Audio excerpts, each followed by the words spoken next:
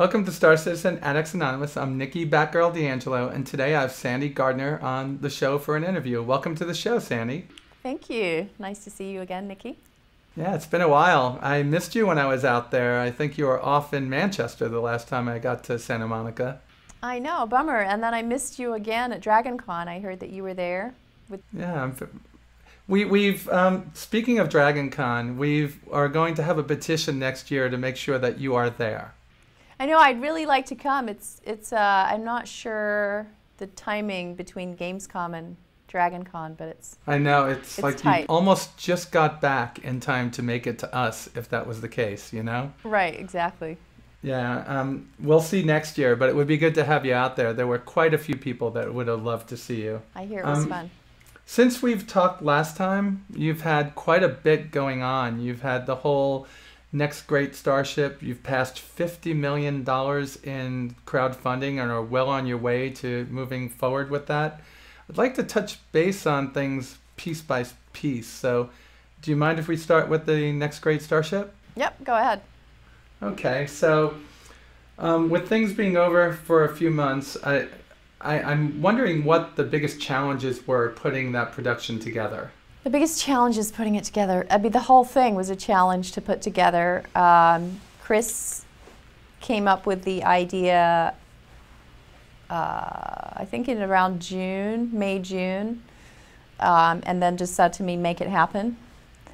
And I really didn't have any idea how I was going to make that happen.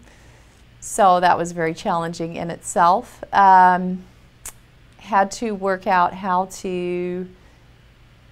It's difficult to pitch, right? Saying, well, you're going to watch a bunch of people on a screen for a show about making virtual spaceships. It's kind of hard to pitch, especially when teams, you didn't know where they were going to be. Are they going to be one from each different country? I mean, we did have a few problems, during the show, if like the Skype kind of lagged, when we were trying to check in with the teams and stuff like that.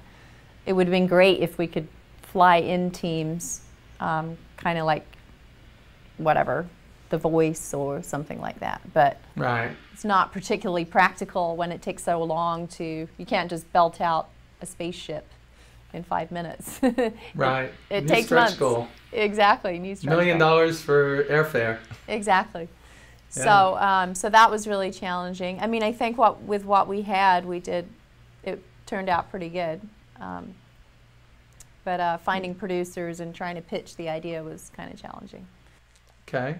So what was the biggest lesson that you learned from the production? What did we learn from the production? Quite a bit, actually. Probably the way that, we kind of did a lot of the stuff on the fly, so learning that, I mean, we shot I think 3 episodes in one go. So it was a production scheduling kind of lesson when we're primarily a game development company.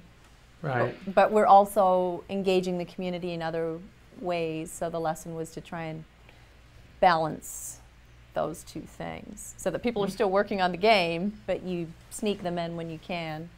I'll take you back to Chris talking about there being a season 2. When he opened his mouth and said something about that, what was your first thought?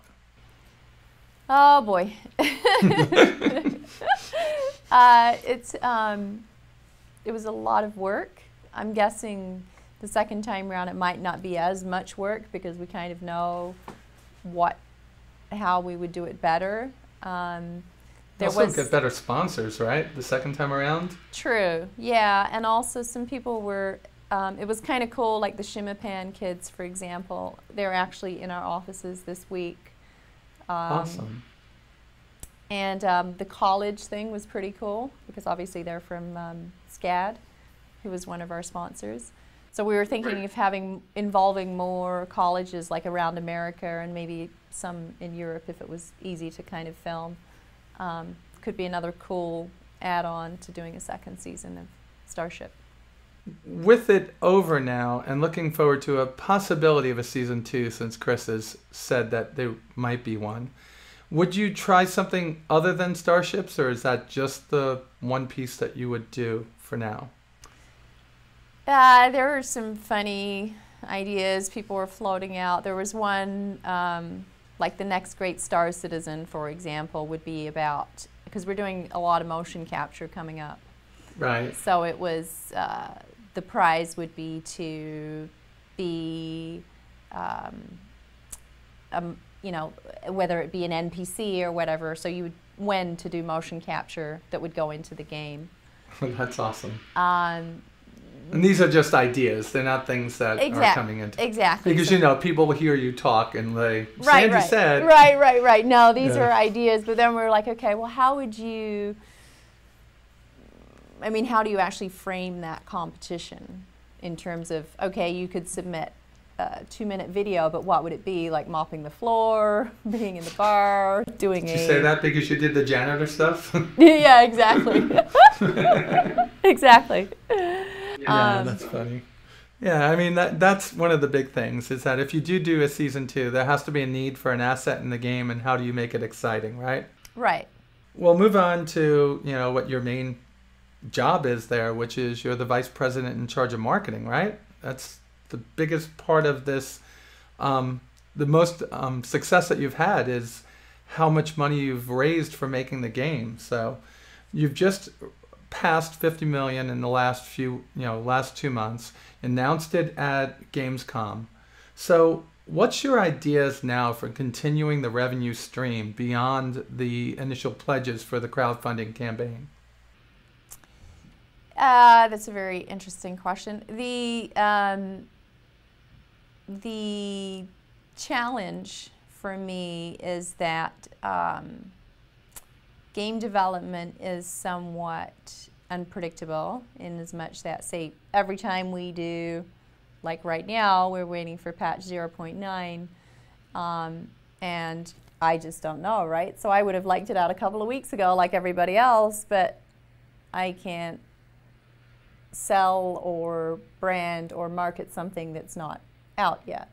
Right. So that kind of... But this, just to interrupt 1 second, I'm sorry, this can't be what's going to be going on later on. You're still in the initial development, so you're designing the tools and also the game. So there is going to be setbacks now that you might not see in the future.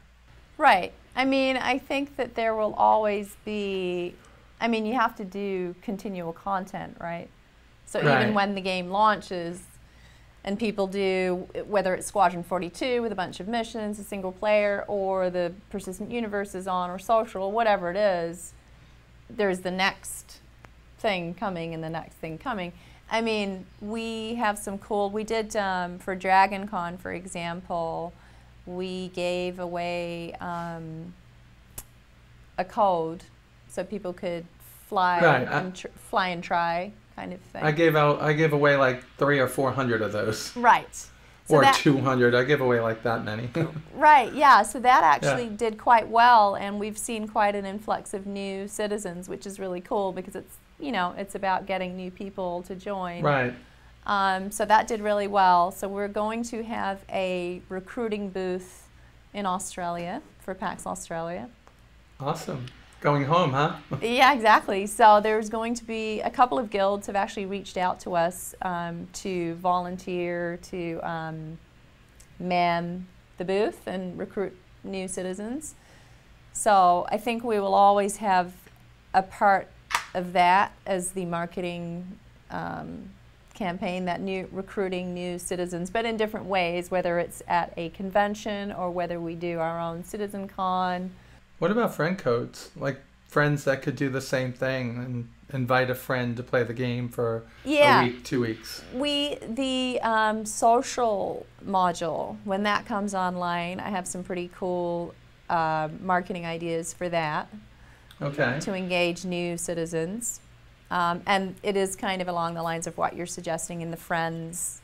We did have quite a while ago, like towards the beginning of the campaign, we had this referral program which actually did really well, which is kind of like friends, you know, get your friends to sign up and join you and stuff. But I think the social module will be really cool for new people. So there's a big opportunity there for me. And then planet side as well, because me personally, I'm not a huge dog fighter. I'm not very good at it. I don't know why. You don't have to be in this game. I'm just not good at it. Just fly into the guy in front of you. Yeah, that's all. I just kind of want to.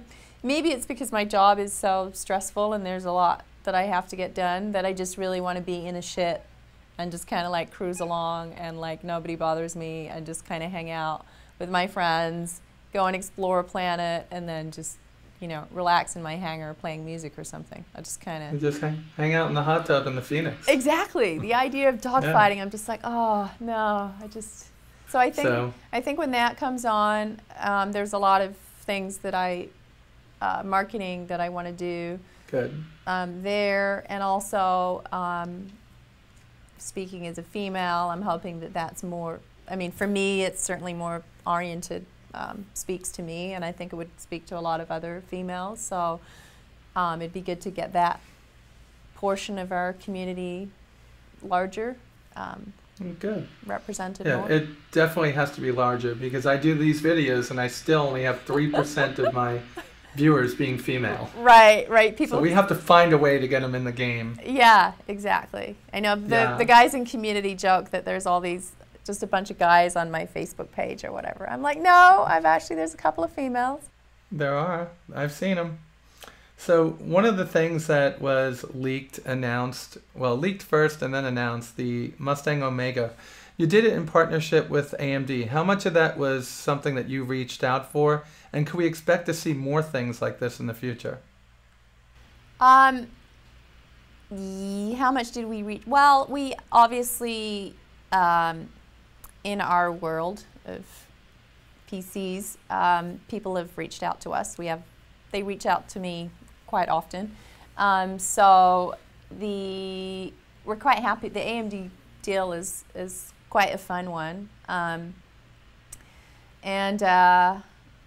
mean, obviously, it's not like it's precluding other companies. Right. But for them to sponsor a ship, and it's like accelerated mass design, so we keep it in fiction, and it's not like this blaring AMD sign everywhere. And it fits into the eSports component that we're going to have. There are a couple of other companies as well that we are talking to in the same vein as like what we're doing with AMD. So they'll probably be put into that same kind of arena, no pun intended. It wasn't controversial, but it caused a stir for a tiny bit of time. I think anytime there's in-game advertising from outside sources, it puts some people off. To me, that added to the immersion of the game, and it offered something that not a lot of games have in it.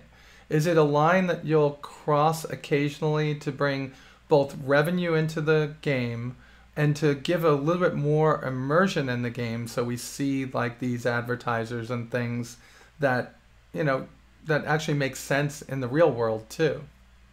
Yeah, I mean, for me, I'm in the same camp as you. I think that it adds to the immersion if it's in the right places.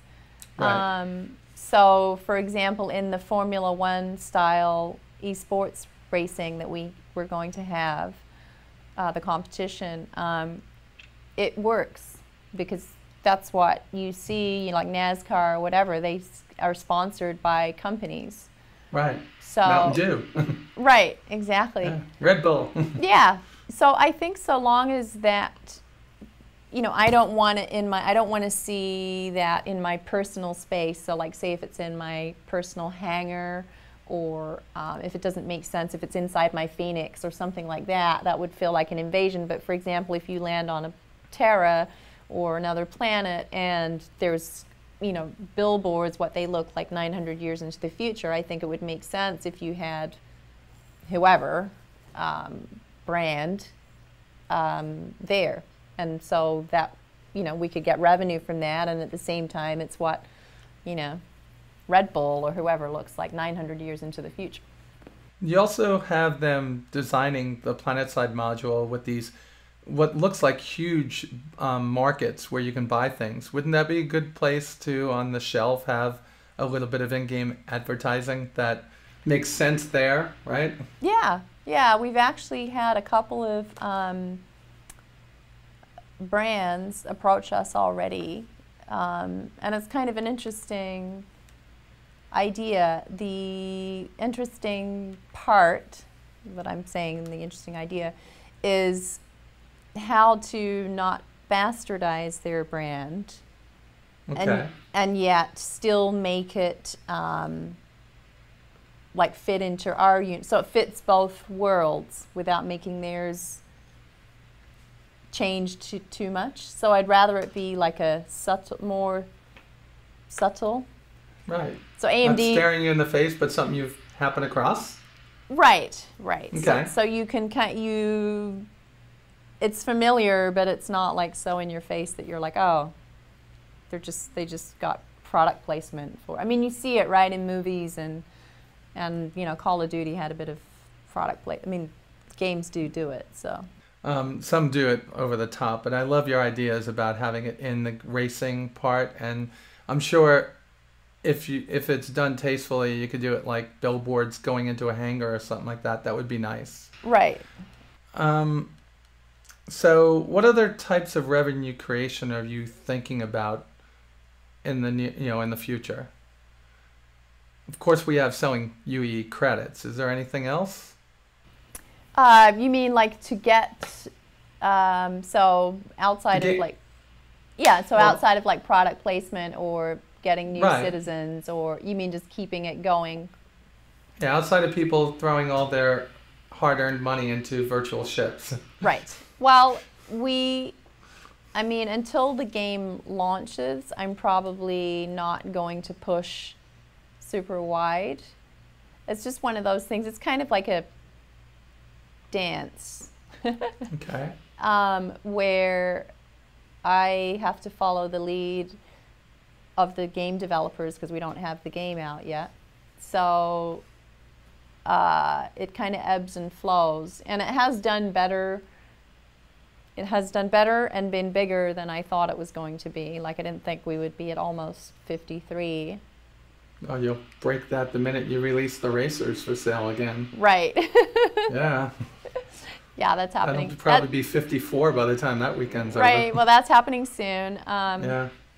And we're also it's slowly moving in the direction that I want it to. So for me, pushing wide is being even more engaging and more interactive with the existing community, and reaching into like it's not cooler markets or trendier or hipper, but it's just and it's not really, I mean, I guess you can call it, I mean, mass market basically just means a bucket load of people. But you know, right now I feel like we've got our core Star Citizen fans, like some of the original people, and obviously people who came later, but who are like, oh wow, Chris Roberts has come back and he's done something. So there's the core, and then there's the people who, and then you push out, you know, like to casual gamers and more females and younger people and older people, you know. So, which I see getting into the out there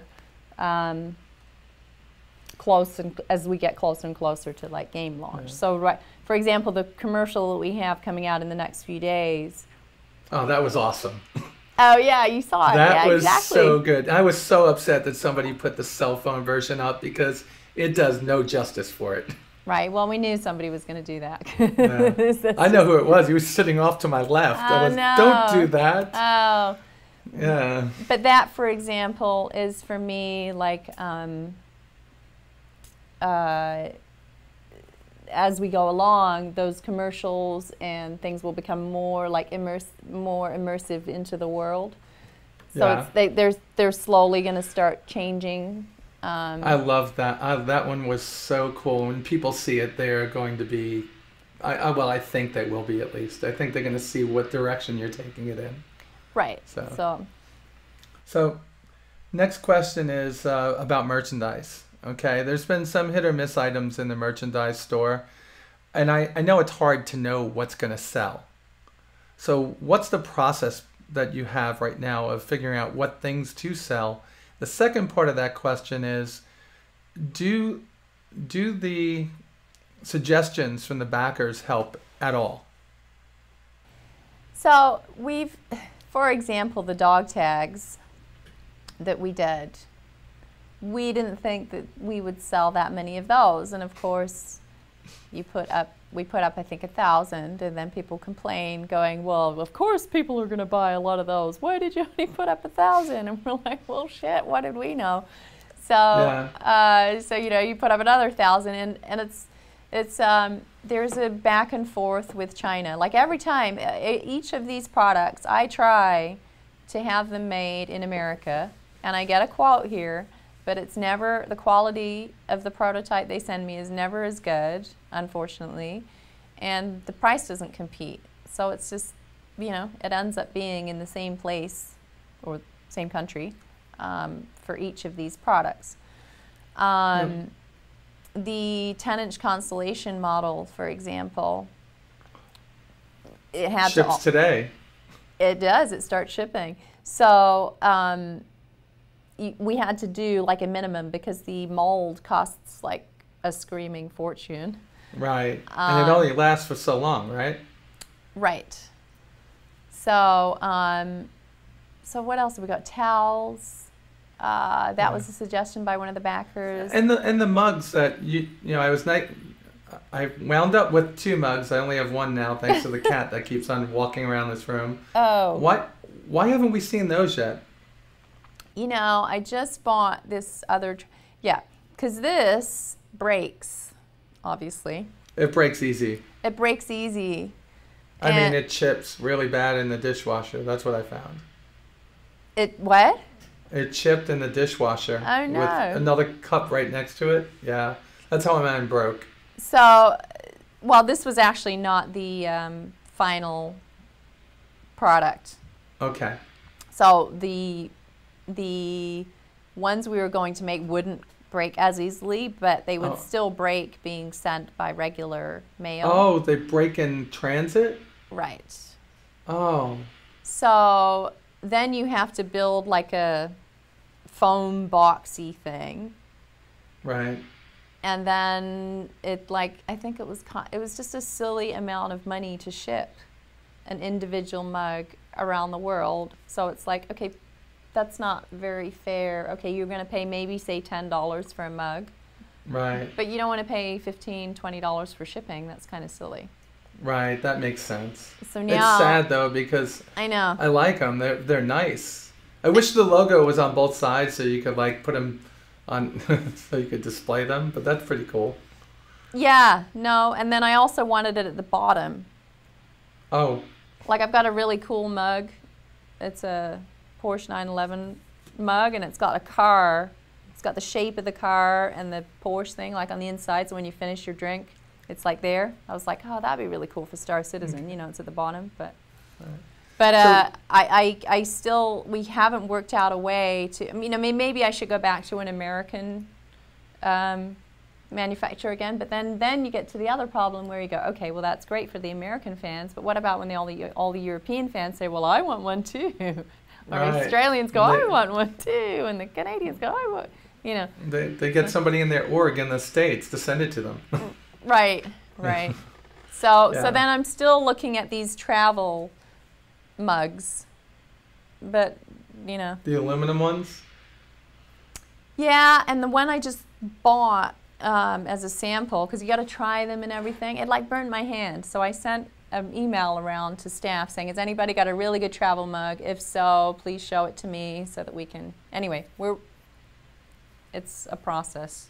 Okay. So we're not there yet on the mugs, but we would like to be. So if any fan has an awesome mug out there, travel mug, that's not breakable, let me know. You can send it. So this comes back to that question. Do the fans and their suggestions help you guys? They do. The fans were really demanding dog tags, for example. And I said, well, do people really wear dog tags, though? like around your neck, and I'm like, I don't know if people really do that. So I said, well, let's do it as a keychain ring thing, so that then, okay, if you want to, you can wear it around your neck, which I wouldn't, but I would like to have one on my keys because it's kind of cool, especially if it's personalized. So, and the fans basically came up with that, and then we just kind of modified it like a little bit. What else? I think they asked for the playing cards. I'll have to ask Alexis, but I always go to Alexis, who then goes to the subscriber den and starts posting a thread, and people comment and stuff. And then that usually gets out into the mainstream forum thread, and people comment, and we kind of go from there. The last question in this part is going to have to do with the fans that like the Retaliator more than the Constellation. Now, they're going to want a model also. Is that something that you're considering down the line? What I think we will do with that is have a poll, because we need to see if there's enough people who want it. So at that point, so say if I'd have to check, I think the number is like 3,000. So if 3,000 people say, yes, we would like one, then that could work. And then say, all right, and then how much are you willing to? It would probably come in around the same price as the Constellation, around $100 somewhere. You should do it like a Kickstarter and just say, buy this token. If we get enough of them, we'll go ahead and charge your card and do it. And if not, you won't be charged. Yeah. That would be something that would work. Yeah. That way you don't have to do a poll and then put it out later. Yeah, that's true. I mean, we don't, like if you buy the Constellation model, basically, I think most of it, like 95% of it, didn't go to the counter. So Kickstarter. Yeah, that was a question I was going to ask, but I didn't know if you wanted to give that stuff away, which was how much of the merchandise actually does affect the revenue stream that you guys have? I mean, merchandise is generally for, obviously we want to give the fans what they want, and it's marketing and getting the brand out there. Right. So it's not like if we basically break even on each product, which we do, we at least do that, then for me that's a good, decent product. Okay. If you want to get more females in the game, make shirts that look good on a girl. No, right? Well, the thing is, V-neck, nice little scoop neck. the thing is that like the minimum order is the issue. But and then you have to, for all the sizes too, right? So let's move into eSports. You mentioned it twice. I've heard a little bit of rumblings and a couple of statements from Chris and other people at points. So what ideas do you have for eSports at this point? So we're looking at, obviously, the M50 and the 350R are being released very shortly, and maybe by the time of this interview, I'm not sure. So the eSports, the eSports competition is going to be all the racing ships. And we have a couple of big sponsors at this point who are interested in helping us launch that competition. And I'm not sure if that's going to take more of my time, so that there's no season 2 of TNGS in the new year, because probably eSports would come around the new year, kind of how we did TNGS last year, Okay. this year. If you need help with that, you got someone right here that I know, more right? than willing to come and help you. Mm-hmm. So that's great. So you have sponsors. So that just answers almost all my questions in one. Is there any way of getting the other pieces of Arena Commander into eSports, or is it just not ready yet? It's a good question. I have to actually take another meeting with Chris and the tech guys, because what I would like to do is not necessarily what's possible to do. Like I have to work out what's possible and what's not possible, and also right. how long that takes. But but Chris does want to incorporate some of the other aspects of Arena Commander. Obviously, it has to be fun, engaging, not like a huge barrier to entry. Like I can watch, like for me to watch a League of Legends eSports, for example, is much easier than watching Dota. Like I went to the Dota Championship Finals in Seattle this year. And it's just harder to, unless you really know, right? Then it's just harder to follow and kind of like engage in it because there's so many permutations of everything that it's kind of overwhelming, I think, to newcomers. Those LOL people are really fanatic about their game too. They are very You should have seen the line for the tournament at DragonCon. I thought that whole balcony was going to give way. Yeah, it's amazing, that whole phenomenon. I actually felt like I was the oldest person there too. It was kind of weird. And you're not that old. It was kind of weird. Not when you're sitting next to me, at least. So, well, that's so cool because I think that would be wonderful. I know that I'm looking. I talked to Ben today, and I'll talk to you about sponsoring a tournament out here, the Atlanta Gamers Guild, and I'm hoping that it'll go through the country. Are looking to have some kind of a competition, and I'm hoping it's going to be in racing since a lot of us like that. We were going to get with one of the local, one of the local play-in bars, I guess it is. So that's something that we're looking at on this end to help promote the game in our area. So yeah, I mean, good. I think it's, I need to do, I've been doing quite a bit of, research and homework, and like Chad plays a lot of Dota too, Travis and Chelsea and James, and sometimes they rope me into it playing League of Legends. Yeah. I mean, I just don't have, I have a lot of people who interview me and they're like, what games do you play right now? I'm like, I just don't have time. Yeah, when do you have time? I don't have time. I don't have time to do anything. I'm like It's lucky. I know. I'm lucky if I get my makeup on in the day. I'm like, oh boy. It's like why I'm posting pictures of ships, because I'm like, oh, I can't be on camera today. So. Yeah, it's like I feel like I was the one that forced you to put makeup on today now. I know. I was just finishing doing it. No, that's okay. Yeah. So makeup goes right into the next piece, which is women in industry. So now we all know that women in gaming is not rare at all, because there are many women. I think it's like 40%, 46% of the gamers out there are women. But in the industry, developers, it's dominated by by men. So how has this affected you and your job, if at all? Well, okay, I've been here since the very beginning. So now it's not too bad because I was in it from the beginning. Right. But certainly when I started, it was really hard. Like, I'm not going to lie, it was really hard. In as much that just the feeling of, I mean, I don't want to call it disrespect. It's not like the guys disrespected me. But it just kind of feels like they look at you like, well, really? Well, really? I've read and talked to people that said things in the beginning, and it is a male-dominated industry, and guys look at women in. I mean, I look even at women eSports players; they get tore up all the time. It's not a very healthy environment for some people, though. You do find a lot of, oh wow, look at her, she's a gamer, and everybody wants to be her best friend or go out with her. So it's kind of different when you're looking at being a gamer or being in the industry. So is there anything that CIG has done to help promote getting more women into the field, working in this field?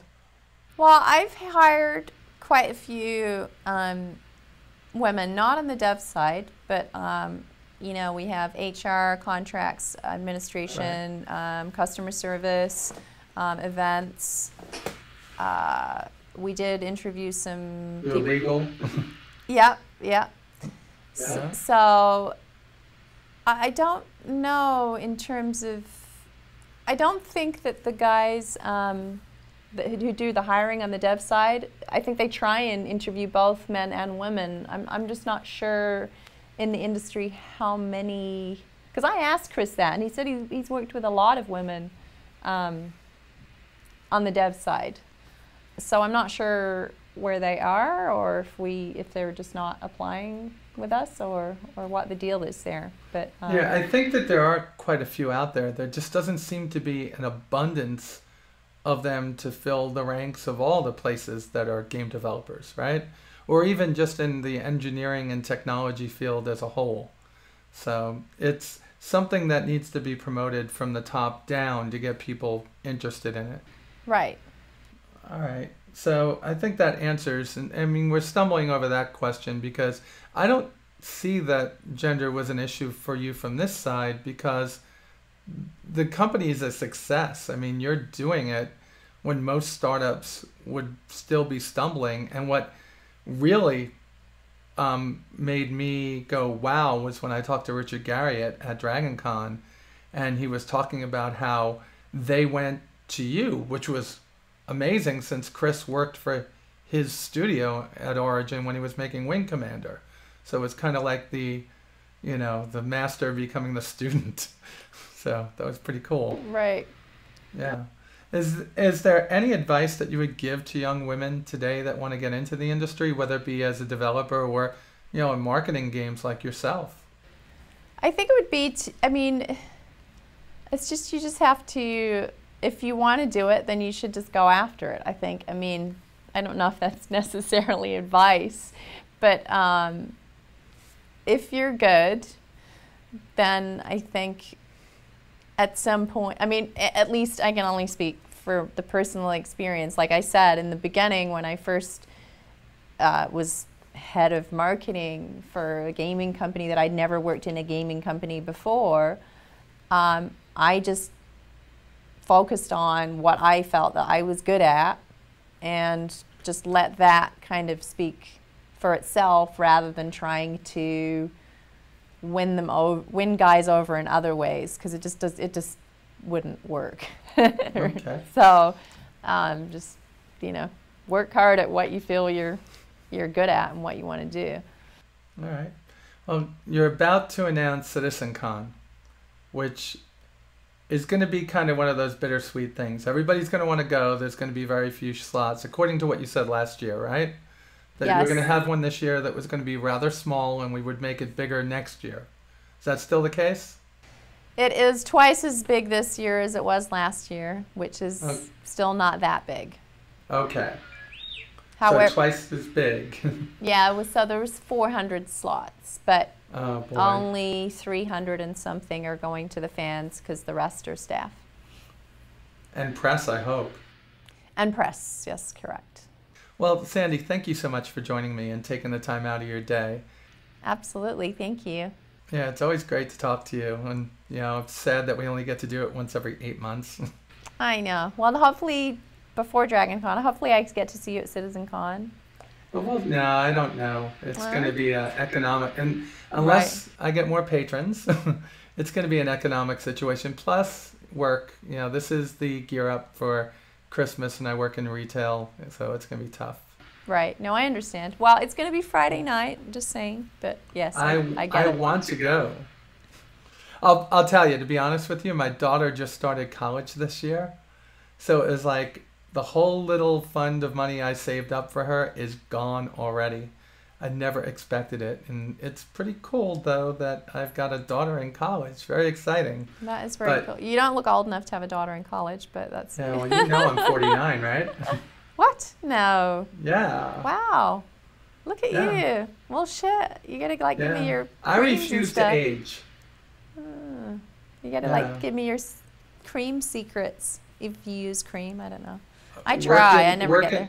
Work in IT or retail all your life and never see the sun. Oh, there's that. Yeah. Well, I'm kind of similar. I'm in a gaming company, so hopefully I'll get those. You have a tan, though. Well, that's true. But my skin is actually naturally kind of darkish. But, Is that from being Australia or being part, like, Italian well, or something? it's from being part Asian, I think. Asian? Oh, awesome. Yeah.